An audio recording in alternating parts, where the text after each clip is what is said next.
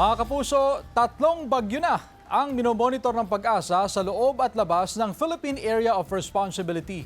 Ang bagyong Neneng huling namataan sa silangan ng extreme northern Luzon. Ayon sa Pag-asa, tutumbukin ito ang northern Taiwan. Posibleng lumabas na rin ang PAR bukas at hihina bilang low pressure area. May dalawa pang bagyo sa labas ng PAR, isa sa West Philippine Sea at isa sa Pacific Ocean. Ang nasa West Philippine Sea ay tutumbukin ang southern China, habang ang isa pang nasa Pacific Ocean ay posibleng lumapit o pumasok din sa PAR sa susunod na linggo. Ang mga sama ng panahon malapit sa bansa nakaka-impluwensya pa rin sa patuloy na pag-iral ng habagat sa malaking bahagi ng bansa. Base sa datos ng Metro Weather, mataas pa rin ang tsansang ulanin ang Northern at Central Luzon. Malalakas ang buhos, kaya maging handa pa rin sa banta ng baha o landslide. May tsansa rin ng ulan sa iba pang bahagi ng bansa.